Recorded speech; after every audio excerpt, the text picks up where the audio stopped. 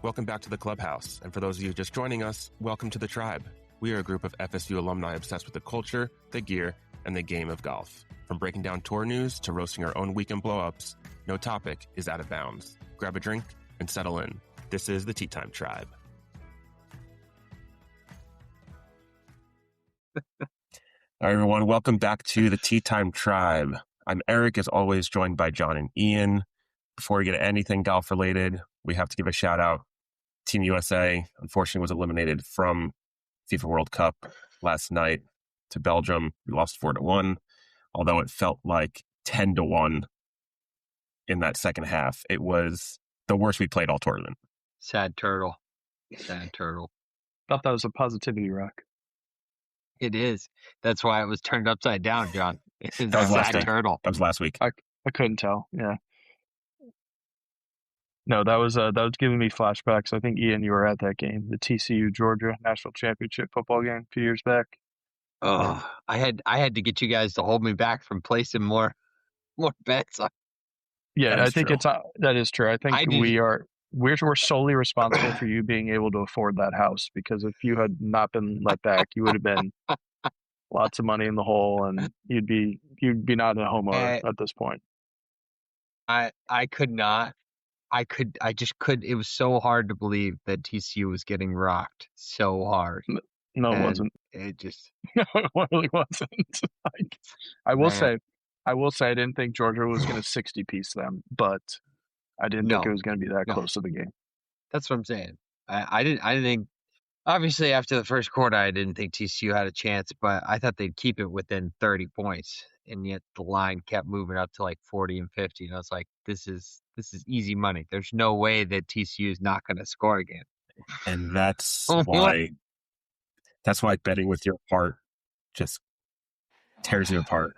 Yeah. You sound like a 90s boy band there, Eric. But yeah, it was sad to see us get knocked out. But, when all said and done, unfortunately, we were just not a soccer, or as the entire rest of the world called it, a football country. So.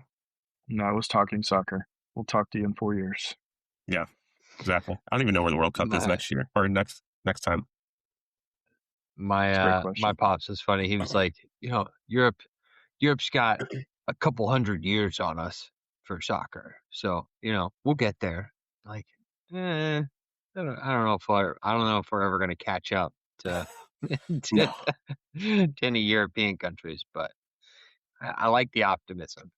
It's ignorant optimism, but it's optimism. Yeah. It was interesting. I saw a post / article of why there's such a difference between soccer in the U.S. and soccer in Europe and everywhere else in the world. And they were like, when kids are born in these countries in Europe, they're like born into soccer families. Like, you're born into a club, you're born into rooting for a club. And then they said on top of that, when you're like 12 and 14, you go into these clubs, you're essentially in a way getting paid to play for those clubs. Whereas in America, they're saying you're paying to be a part of a club. You're paying for tournaments. You're paying for travel. And it's just a moneymaker for these clubs over here. So it just goes back to, America, we just care about money, what can make people the most money. And that's why we're never going to compete for a World Cup, ever. Someone put it very bluntly. They were like, we care about retention over development in America. So they want to retain people who can afford it, as opposed to people who want to get better and develop. Yep. So there's no incentive for these clubs to keep people and develop them who may not be able to. It's like, if they can't afford it, you're kind of screwed, right? Like, you either got to find a sponsor, take out a loan. I mean, it's just crazy. Whereas they said in Italy, like in America, like, for preteen to teenage, like, travel soccer costs like $5,000 a year. Whereas in Europe, it's like 120 euros. Yeah. Yep. So yeah, what do you think those kids are going to do? Yeah, they're going to stick with that. Yep. Sorry, like. Yep. Well, as simple as it sounds, the idea of having so many places in Europe that are more or less walking distance, like, it's a country of people who walk like everywhere, right? So you've got more soccer fields, you've got more open where kids can go play, like dedicated areas where kids can go play versus having to make it a dedicated activity, right? You think about you have to go to quote soccer practice, right? Versus like just a kid being a kid walking up the street to go to the local soccer field and just kicking the ball around, right? Where there's probably already a game going, or at least a few kids that are already kicking it around, right? It's just a different vibe. And honestly, you're sounding a little bit socialist there, Eric. I don't want to make this a political podcast, but we're all about money. I do love money. Let's be very clear here. I'm a big fan of money, but I do agree that that the retention versus growth. Yeah, John, I do agree with, because it's the same with baseball, right? I mean, you see the same thing with like the little leagues, where how much you got to spend on equipment and just to like get in the door. And same with hockey. Like hockey's the same. Hockey's the same thing, right? Huge barrier of entry. So I don't know. I don't know how we get. I don't know how we get past that, because that natural talent. You have to find kids who want to play the game. That's the reason why they're so good. Is because they enjoy it so much, not because not because their parents can afford to pay for them to play. Right? You can only get so far to get paid to play. This is true. I do have to give a shout out to our good old Mr. President of these United States, who helped us get our best player back on the field.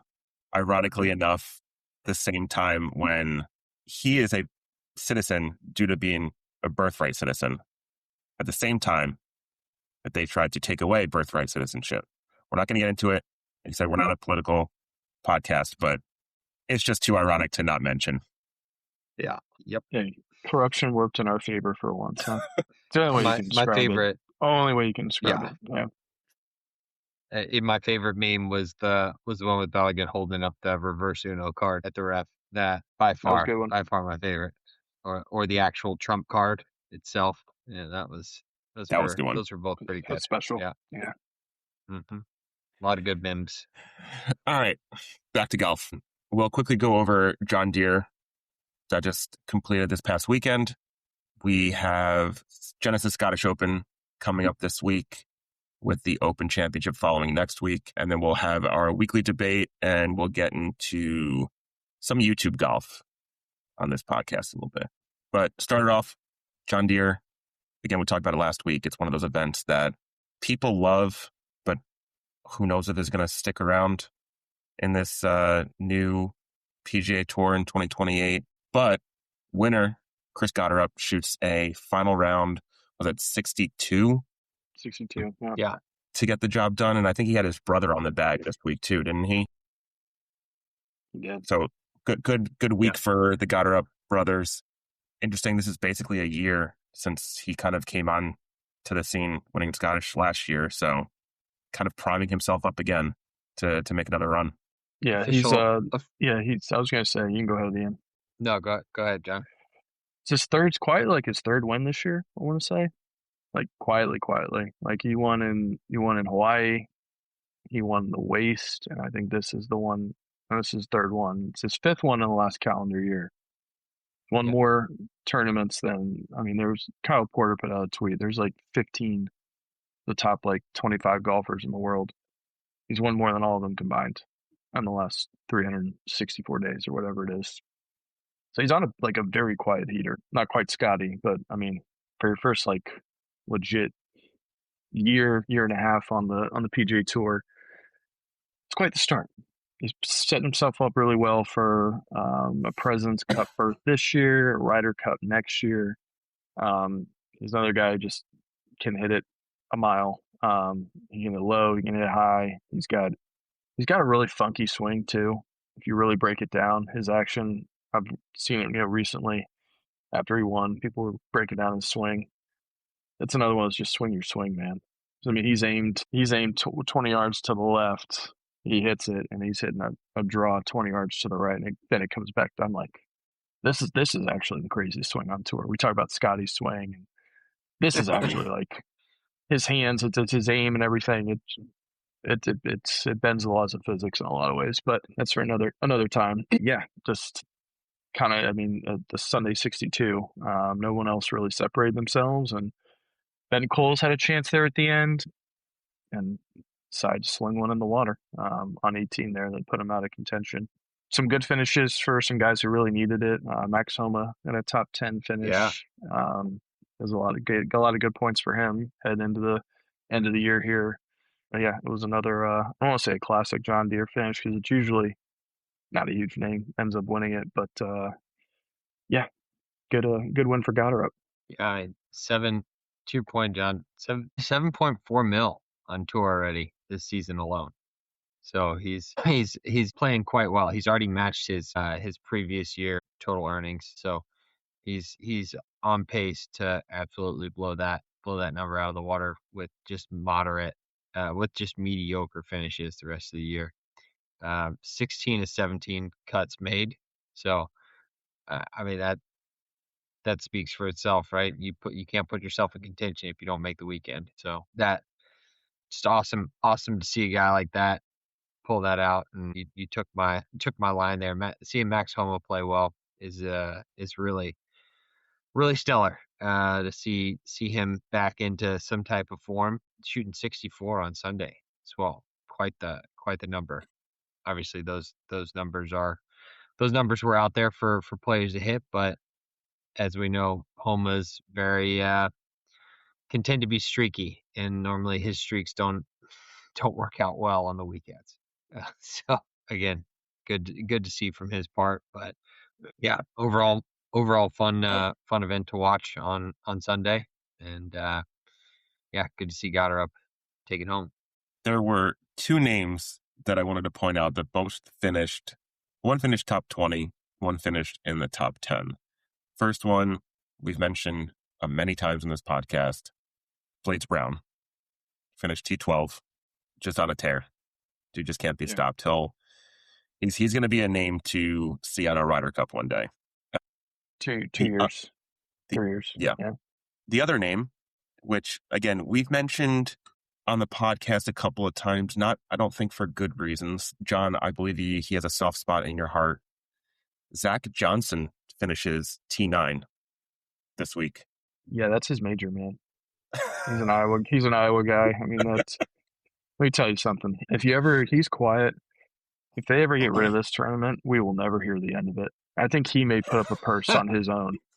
He may sponsor and call it the Zach Johnson Invitational. I mean, if they decide to take this off the rotation, he loves this thing. This is it for him. He'll be playing this. I think he's old enough to be on the Champions Tour. He's won a couple times already there. He will play this tournament as long as he can walk and swing a club. I mean, he'll be out there in his 60s, his 70s. I mean, why not? He obviously did well this week, so it's doable for him to compete. But yeah, this is his major, man. I'm just trying to think. He is 323rd currently in the official World Golf rankings. He's probably he's probably playing this week. He's probably going to play in the Open, past winner. I don't know how. I'm sure he is. Yeah, I don't see why he wouldn't.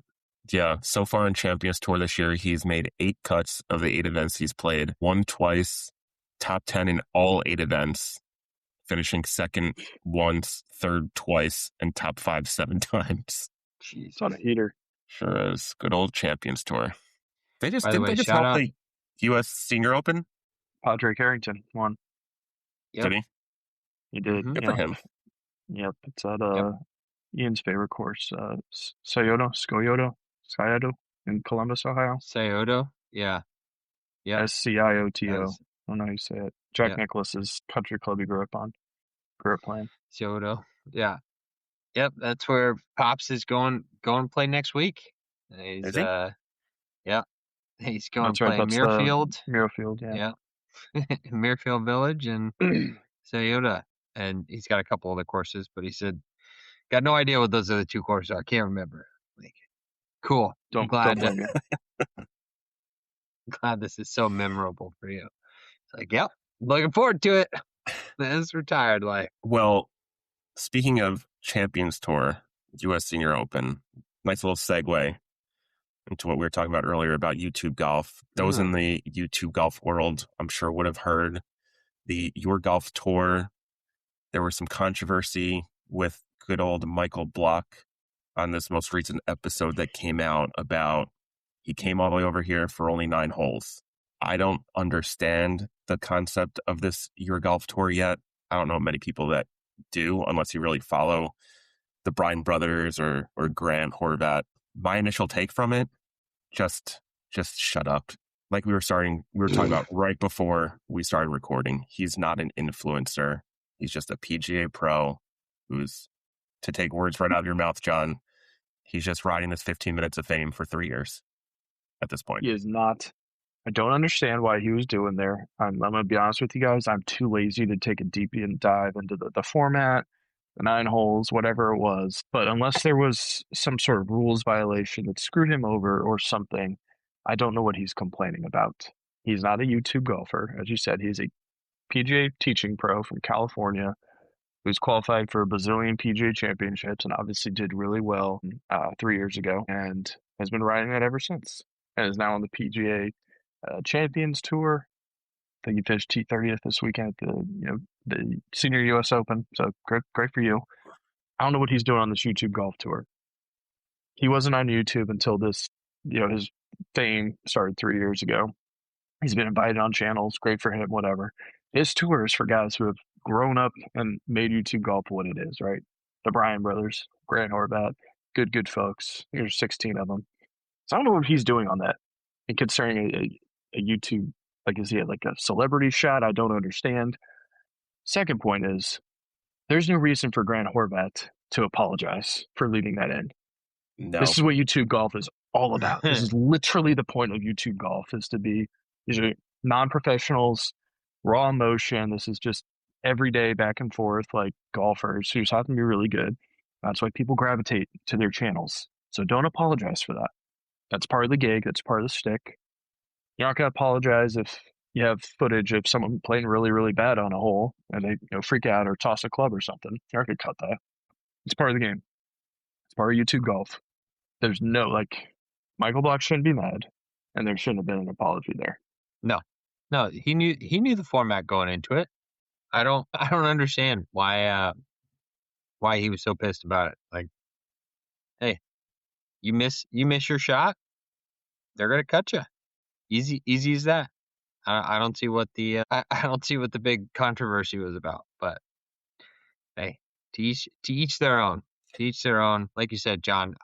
There's been some chatter on the Twitterverse that was talking about how that it wasn't genuine, right? So whether agnostic of whether it was genuine, I think the fun ones were people comparing or saying that that's the reason why Horvat and Phil got along so well, was because they're both scheming some way, shape, or form in the background. Made on the public from the public face looks prim and proper, but behind the scenes they're doing some devious shit. I choose not to believe that. Like, that's just, there's no way Grant Horvat, first off, I don't know if he's smart enough to be able to be able to pull that off. And number two, I think he's just too genuine of a person, from what I've read online and what you see on videos. But I know they can only be taken with a grain of salt. But after you see so many videos, it's hard not to see at least one or two cracks, and I haven't seen them. So yeah, I mean, to basically echo what you guys have said, I didn't understand it from the get-go, because if they asked you to come on to this tour, event, whatever it is, you know what the rules are. To me, this is like if he were to make a big deal about missing the cut at the U.S. Senior Open. Are you going to complain like, oh my God, I only played 36 holes and the event's 72 holes? Like, it doesn't make sense. You know what what was happening. You obviously didn't play well. Stop taking it out on other people. And I think, John, what you said is Grant shouldn't have apologized for it. I don't even know the whole reason of why he apologized and like what kind of blowback he was getting from it. Because we all know Block doesn't have that many followers. He left the clip in. That's why. But it's him raw saying, emotion, like John was saying. It's raw Yeah. emotion. Yeah. No, I'm not disagreeing with you guys. I'm just saying that that's the reason they were saying it was inappropriate. But think about all the shit. Do you really think that all the shit that went down in the in the Internet Invitational with the rangefinder, like what was his name? The Hawaiian, isn't he Hawaiian, right? Oh, the big dude from Good. Yeah. Yeah, Malos. big dude for good. Yeah. Yeah. Like, do you really think he wanted all of that shit in the Internet Invitational to be part of it? Like, he was pissed. Like, he was you could very easily see how pissed he was. So, like, it is what it is. It's all part of the game. Yeah, that's like if he got mad about like a Monday qualifier and he didn't make I came back for 18 holes. I'm not gonna play in the tournament. Well, Yeah. them's the rules, brother. I don't know what to tell you. It's kind of how it works, buddy. Kind of how it works. Hopefully we don't hear the name Michael Block anymore. Let's just put it that way. Wishful thinking, man. Something tells me we probably will, but yeah. Okay, last thing also, it kind of more or less goes hand in hand because of the Brian Bros, but I know both of them were over in the UK to try to qualify for the Open Championship. I believe it was Wesley who missed out by 1 stroke, I believe, to qualify. But then I saw that they're having this last chance qualifier. They're taking 12 guys, 1 more spot left. I don't know when it is. I saw that though. Yeah. Very interesting. I saw someone asked if it's like going to be televised or anything, and they were like, no, but clips will be on YouTube and stuff like that. I think they're missing a great opportunity to put that on Golf Channel or something. Mm-hmm. Maybe because it's 12 guys. I'm not sure. But it'll be interesting to see how that works out. I think it's a great concept potentially for other majors, other events. Who knows? Yep. Not much to say from my side.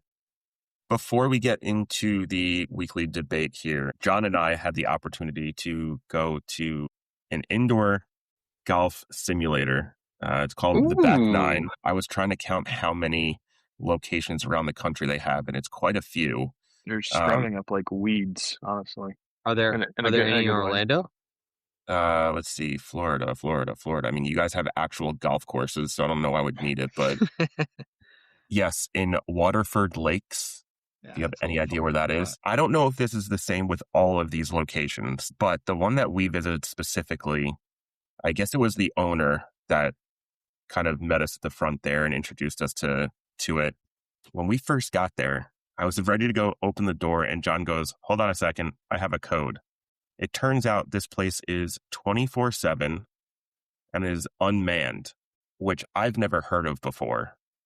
I mean, obviously they have cameras everywhere, but very interesting to know that if you became a member, you could go golf at fucking 3 o'clock in the morning if you wanted to.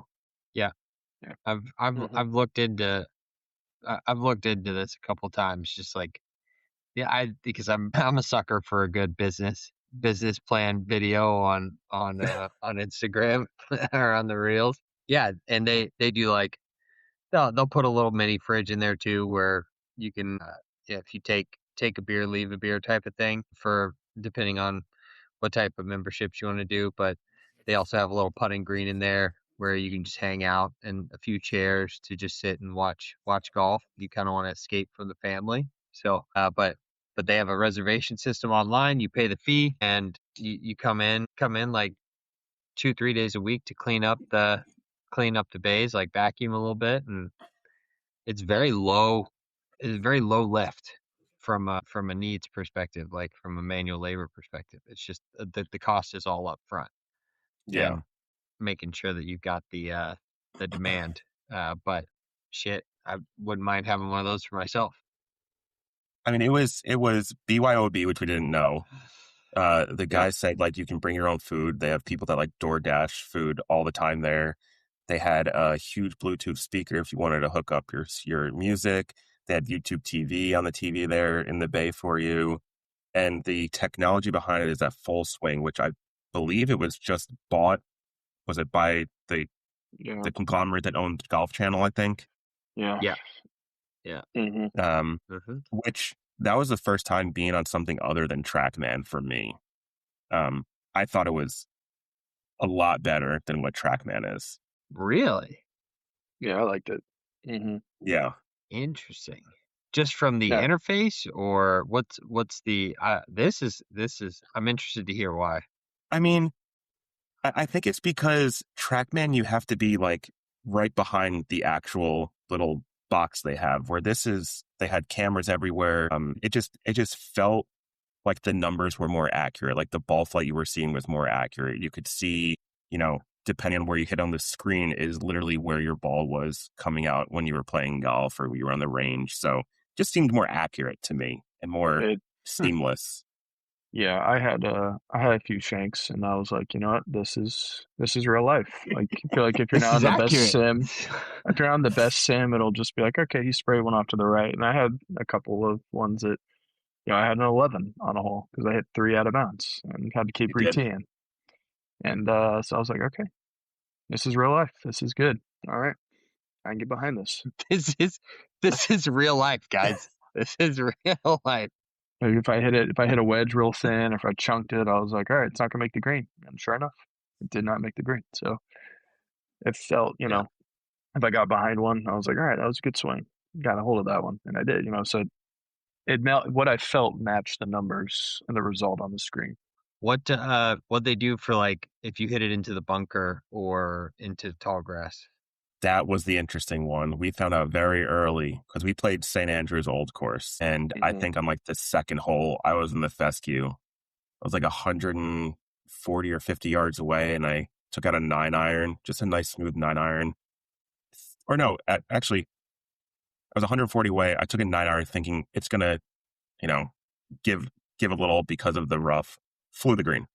Didn't matter where you were. Just whatever the yardage was, that's the club you hit.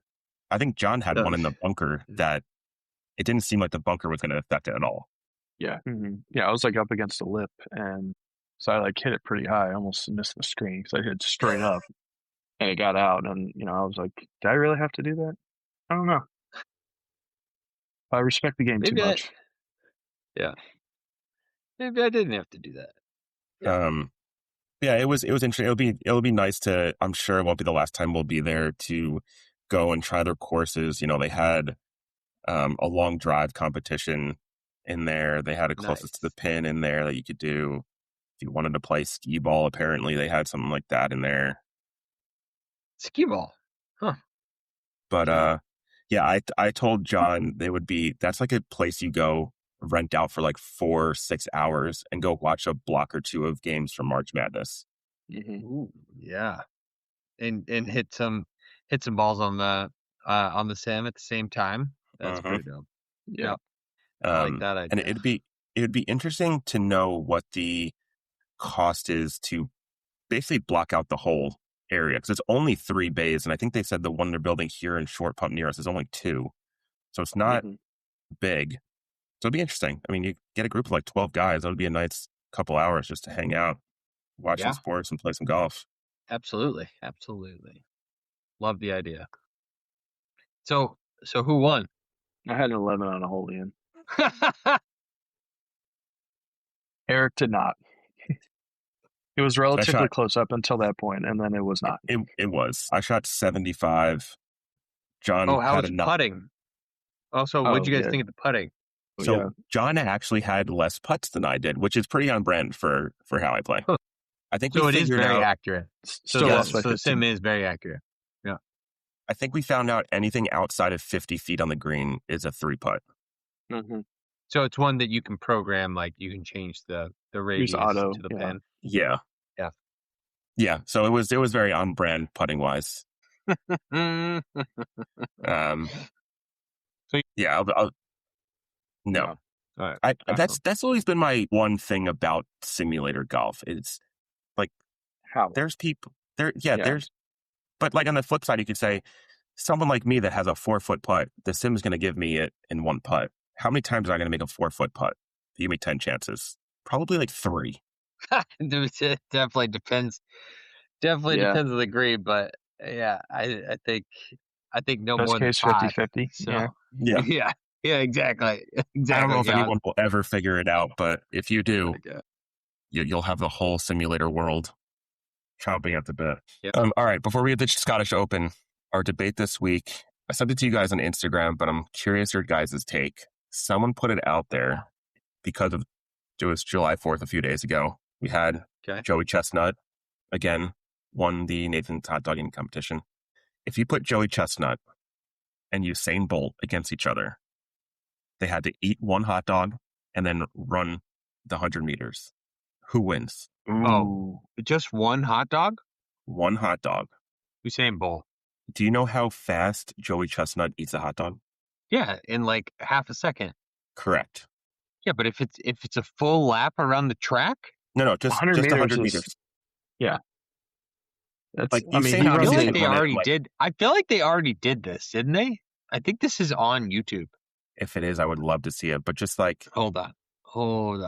my thought is it has to be Joey Chestnut because in the worst case scenario, he's running what 20 seconds maybe. No, he can get there in like 15. No. I'm saying worst case scenario for whatever reason, 20 seconds. Usain Bolt has to eat a hot dog basically in 10 seconds. Like finish it. Yeah, you'd have to Let's see here. assume that he could train himself to eat it like Chestnut does, just for one, digest it, and then go. Yeah, that could be a close This race. was- Right? That could be very close. But yeah, I kind of give the edge to Chestnut just because he's got one glizzy. You know, he could probably, just jog, and yeah, that's easy work for him. So he could get it No, down I- under I 20 saw- seconds. I saw this question last year. I think at the same time, which is why I think why I remember hearing about it. But yeah, I don't know. It's hard for me to imagine that Usain Bolt couldn't just hammer a hot dog. Like, I mean, how long do you think it'll take you to get down to one hot dog? maybe 5 seconds. We're gonna have to test this. Yeah. Dude, We're gonna have to test you this. you don't think you could eat a full hot dog in less than like, let's say 10 seconds? Probably not. Do you know how quick Maybe. you have to chew and eat it? And digest it, yeah. It's like, get it down the gullet. You don't have to digest it, John. Get it down. You just Hey, got to eat hey. it. Hey, Dr. Oz, you just got to get it down your glizzy. All right, get the glizzy down your gullet. Okay? Glizzy down the gullet. I don't know. It just made me throw up thinking about it. But we need to do something golf related where Ian has to eat a hot dog and then like finish a hole by running it, or like my he has to God. hit and then, carry your clubs or like But you who train am I on the going to hole be like playing break against? yourself time. Oh, no, we'll do the three of us. I'm ghost timing myself, John. I gotta Someone's go gotta up hold the against phone. myself. Can make It'll it a be like par three, speed make golf. it easy. Yeah, make It'll it be easy at speed par golf. 3.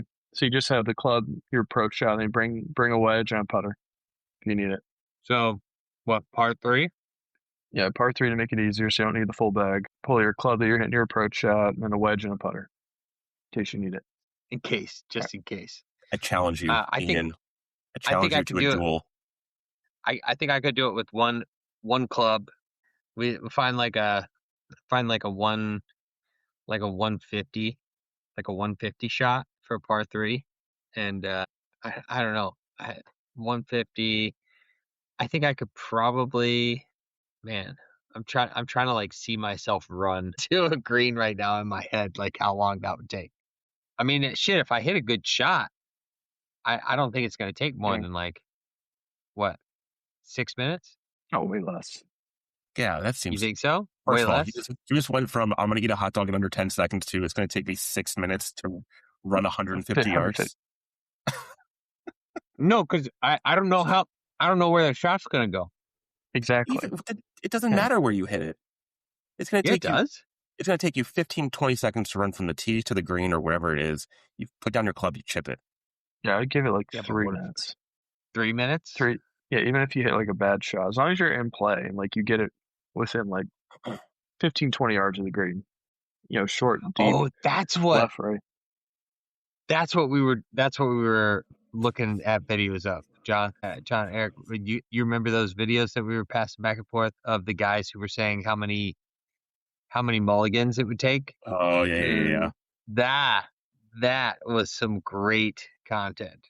That was some great Yeah. content. So basically, the premise for those at home was you walk up to the hole and you're betting on how many shots, how many mulligan shots it's going to take you to par birdie a hole. And these guys are not great golfers. Like, I think there was one guy that was good, but the rest of them were very bad golfers. So they started like 50, and then another one goes on like 25, and then 20, 10, 5, and then You get to 5, whoever yeah. says the last one, whoever calls bullshit, loses if that other person that does it in under, with the mulligans. But talk about pressure, man. Yeah, that'd be some Thanks for pressure. hell of We'll the definitely have content. to do that. Yeah, we'll definitely have to do that the next time we're together. Have to gamble a little bit on how many mullies you get. All right, so I see next time we're all golfing, we got the mulligan content one, Ian versus Eric in hot dog part 3. Here's the problem we're gonna run into. We're gonna have to buy some standard glizzies because who knows what the golf course glizzy is gonna look like. It could be a That bra. doesn't matter. Like, Doesn't matter. doesn't You're both matter. in be a massive the same one. wiener. Let's clip that. I was waiting for it. It doesn't matter. Doesn't matter, man. You're both eating the same glizzy, so That's make true. sure if we need to measure it out down to the centimeter, they say size doesn't matter, but in this game it does. Yeah. Yep. I carry a measuring stick. Yep. Oh boy. Oh, we got to figure out next time a trip's happening. I know. Yeah. Ian, you guys and I have have babies on the way. Yeah, I don't know if we talked about this, but everyone in the next month or so, we're gonna have 2 new additions to the Tea Time tribe. We sure are. Well, John, at some point this fall, as the member guest, we're talking about. So I'm still waiting on my official invite because your club, hey West Orange, schedule it. It's like 3 months get out your now. shit together. It's July. Get your shit They together. still haven't man. sent out anything? Nope. Dude, it's a couple months out. Leave. It's not like a year out. Yeah. All right. Scottish Open. It's here. Week before the Open Championship. Ian, is the wheel ready? You have one job. Do we go back to the old school? Are we going back to the old school way? We're picking one? No, because half of these guys I don't know. No. Perfect. No. Neither does the wheel. We're gonna. Yeah. I mean, you're not you wrong think the wheel about that. knows? Yeah. But while Ian gets the wheel together. What about the ISCO Championship? Absolutely not. Never mind. While Ian gets the wheel together, I need the thoughts. I don't remember if this happened this past week or the week prior. Oh, actually, it was Travelers Week. Rory McIlroy and missing all of these events, and he gets this exceptional clause that it's all okay. What the fuck? So much bullshit. That it's a FIFA rule on golf. Yeah, literally. They're talking about. I think the commentary that really caught my eye, that it makes sense, right? But I don't know how they're going to get around this. Are you really trying to tell me that if for whatever reason Rory were to go through a bad streak of a year, right, and didn't play well enough to be in that top, what is it, like 50 or 100, whatever that number is, that they're going to kick him? They're going to kick him down? Yes, they should. Are you really trying to tell me that they're going to do that? I mean, they have to. I mean, I don't know. I don't know if I what believe. What are you talking about? I believe that. Kicking him down to where? Relegate. Like, they're talking about relegation. He has a lifetime card. He's won over 20 times. And that, well, yeah, yes. If that gets, Scottie's a better example. Scotty's better. Well, Scottie has 22. Does he really? Justin Reyes, yeah. I think Scottie just got his 20th or 21st already. Something like that. Oh, he's like one away. He's good. Yeah. Yeah. Justin Reyes, I think, is another one who's got it. DJ had it. Rory obviously has it. So, yeah. Anyway, back to your argument. Yeah. No argument. I rest my case. Yeah. I guess Justin Thomas isn't at 20. He's in like the teens. Jordan Spieth, they're both in the teens. They don't have a lifetime card yet. I wouldn't be surprised if they got kicked out. That's okay. That'd be sick. I love a good relegation. Speaking of relegation, top 50 just puts Brian Harman into the top 50 from a tour ranking perspective, which is what we're going to take this time versus the official World Golf rankings, which was what we used last time. So we got to get this wheel up and running. Come on now. Let's do this. It's better have music this week. All right. Here we go. And we are gonna, after spin. Oh yeah, here we go. Yep, that's the one. Anyway, yeah. I'd love to see what you're looking at. I'm setting up the configurations for the wheel right now. Oh yeah, that's the one. All right, here we go. There we go. Every time it spins on the wheel. Yep. We are good. And random music. Cool. We're picking random music. All right, guys. There we go. Who knows? Who knows what music we're getting here? All right. There it is. Okay. We are ready for action, folks. You ready to do this? Born ready. So, what I say, man? All right. Ooh. Okay. Here we go. Wheel. The lowest names on the wheel are Brian Harman, Austin Smotherman, Mac Meisner, Ricky Castillo, Andrew Putnam, and Matty Schmid. So some rough names, but you never know. Bring it on. We'll see. Just all avoid right, the two that we don't want. Yeah. Yes.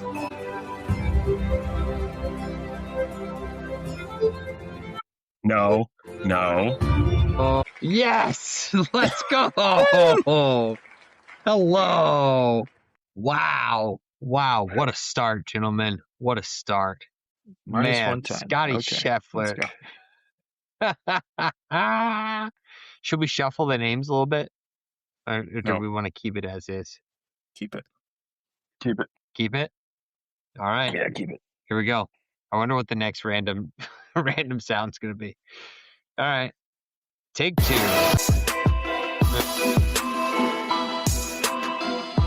Oh, no. This guy again? Oh, no. Not this guy again. The wheel loves this guy. Nico. Who likes this guy? Who invited this guy? Echavarria. Who invited this guy? At least it'll help the odds. It's true. Okay. Oh, no. Hey, Scottie is minus 370. Can we just cut this part? We'll just cut it out and pick a name. Scottie is minus 370 to finish top 20. Yep. Oh, God. Nico Echavarria is 6-1 to finish in the top 20. Oh, boy. Let's go. The whale speaks. Come on. Okay, here we go. All right. Ready? One more. Last one. Genesis Scottish Open. Oh, yeah.